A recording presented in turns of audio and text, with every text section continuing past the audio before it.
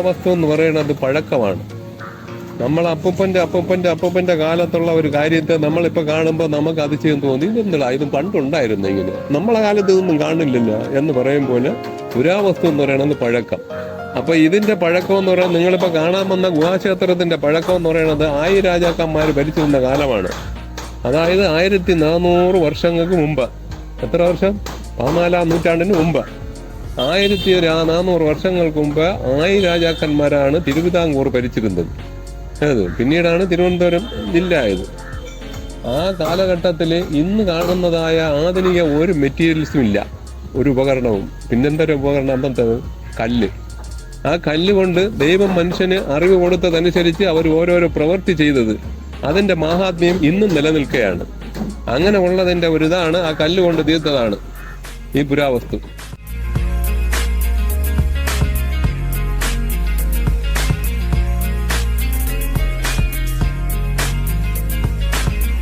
വളരെയേറെ പഴക്കം ചെന്ന ഒരു ക്ഷേത്രമാണ് ഇത്. 7-ാം നൂറ്റാണ്ട് കാലത്തുള്ളതാണ്. ഒറ്റക്കല്ലിലാണ് ഈ ക്ഷേത്രം പണിതിരിക്കുന്നത്. 1000 രാജാക്കന്മാരുടെ കാലത്താണ് ഈ ക്ഷേത്രം, അവരാണ് ഈ ഒറ്റക്കല്ലിൽ തീർത്തിരിക്കുന്നത്. ഇതിന്റെ പ്രത്യേകത എന്ന് പറഞ്ഞാൽ ഒറ്റക്കല്ലിലെ ശിവനും പാർവതിയാണ്. അന്നത്തെ കാലത്ത് പാർവതിയുടെ രൂപം പൂർത്തീകരിച്ചിട്ടില്ല ഈ ചിത്രം. ഇതെന്ന് പറയുന്നത് വീണാധര ദക്ഷിണാമൂർത്തിയാണ്. ശിവനാണ് ഈ പ്രതിഷ്ഠ. അത് ത്രിപുരാന്തക സുന്ദരി, ത്രിപുരാന്തക ദേവി. ഇത് ആർക്കോളജിക്കൽ സർവേയുടെ കീഴിലാണ് ഏറ്റെടുത്തിട്ട് 2010-ലാണ് ആർക്കോളജിക്കൽ സർവേയുടെ കീഴിലായത്.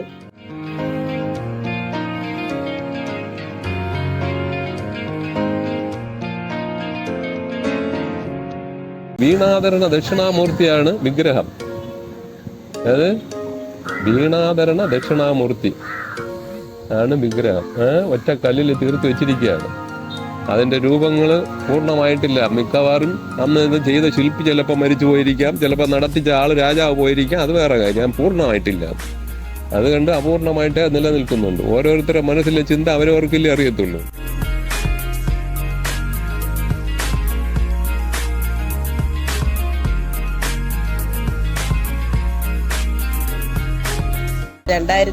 ലാണ് അവർ ഏറ്റെടുത്തിട്ടുള്ളത്.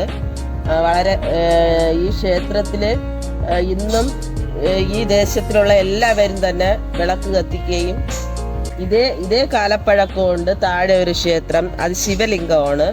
ആ ക്ഷേത്രം ഇപ്പോൾ ഓപ്പണിംഗ് അല്ല, ക്ലോസ് ചെയ്തിരിക്കുകയാണ്. വളരെ പഴക്കം ചെന്ന അതിന്റെ ചെറിയ ചെറിയ അവശിഷ്ടങ്ങൾ മാത്രമേ ഇപ്പോൾ അവിടെ കാണാൻ പറ്റത്തുള്ളൂ.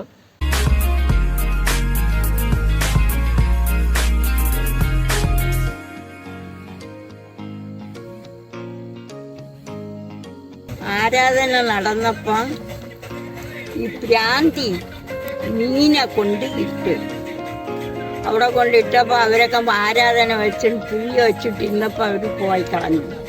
അന്ന് കയറ്റി പൂട്ടിയ മീനെ. അതിന് ശേഷം അവരിവിടെ വന്ന് എന്തരോ യാതൊന്നും അറിഞ്ഞൂട്ടാ. നമ്മൾക്ക് അറിഞ്ഞൂട്ടാ. നമ്മളെ അച്ഛന്മാരും പോറ്റിമാരും അച്ഛൻ്റെ പപ്പയൊക്കെ വയസ്സ് എന്നവരൊക്കെ പറഞ്ഞാണ് നമ്മൾ കേട്ടിട്ടുണ്ട്. അതിനുശേഷം ഇവിടെ ഒരു വലിയ മുണ്ണ ആലിമരം നിന്ന് അതിൻ്റെ അകത്ത് ഈ കപ്പക്ക, ഈ പച്ചമുളക്, ഈ കാന്താരി മുളക്, കരിവേപ്പില, അപ്പം വിൽക്കുന്ന പൊരിയണിയില എല്ലാം വളർന്നൊക്കെ നിന്ന് വേറെ ആൾക്കാർ തിരുവനന്തപുരത്ത് നിന്ന് എവിടെ നിന്നൊക്കെ വന്ന് ഇവിടെയൊക്കെ കോവിൽ നോക്കിയിട്ട് കോവിൽ അടച്ചു പൂട്ടിയില്ലേട്ടിരിക്കണെന്നും പറഞ്ഞിട്ട് അവർ മയിൽ കയറ്റുവളിയെ അകത്തോട്ട് ഇറങ്ങി ആ മരങ്ങളെല്ലാം മുറിച്ച് കളഞ്ഞിട്ട് അതിൻ്റെ മരം അവർ ലോറിയിൽ കയറ്റി അവർ കൊണ്ടുപോയി. കൊച്ചു കഷ്ണങ്ങളൊക്കെ കൊണ്ട് ദൂരെ കളഞ്ഞു. അങ്ങനെ അതിന് ശേഷം അവർ ഇടയ്ക്ക് മുറയ്ക്ക് വന്ന് വല്ലപ്പോഴും കൂടിയൊക്കെ കോവിലെ വൃത്തിയാക്കും.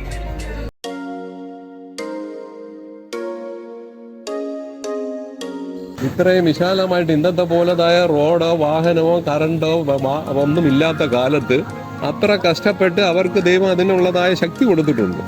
അതനുസരിച്ച് ചെയ്തു. ഇന്ന് നിങ്ങൾക്ക് ശക്തി എന്ന് പറയുന്നത് ഇങ്ങനെ ഒരു ബട്ടൺ അടിച്ചാൽ മതി അമേരിക്കയ്ക്ക് അപ്പുറമുള്ള വാർത്ത കേൾക്കാം അല്ലേ? അപ്പൊ ഇന്നത്തെ ശക്തി ഇത്. അവരെ ശക്തി എന്ന് പറയുന്നത് അന്ന് അവരെ സ്വയം വഴി. അപ്പൊ അതേപോലെ ഓരോരോ കാര്യങ്ങളെ പറ്റി പഠിക്കുന്നതാണ്.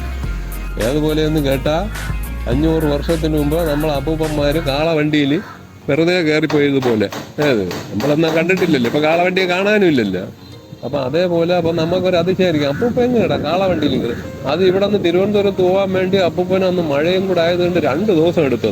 പക്ഷെ തിരുവനന്തപുരത്ത് 2 ദിവസം, നമ്മൾ 15 മിനിറ്റ് കൊണ്ട് പോയിട്ട് വരുമല്ല എന്ന് പറയും പോലെ പഴക്കമാണ് അതിന്റെ പ്രധാനം. മനസ്സിലായില്ലേ?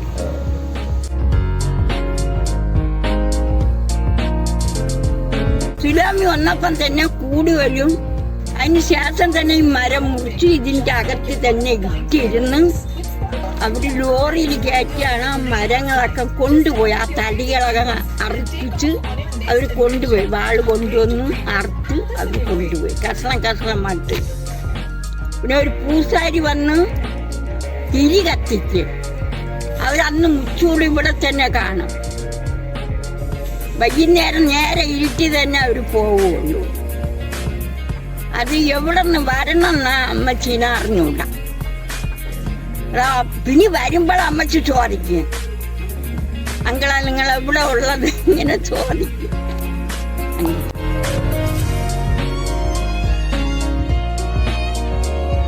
പണ്ടത്തെ രാജാക്കന്മാരുടെ എഴുത്തുകൾ ഇവിടെ പതിച്ചിട്ടുണ്ട്.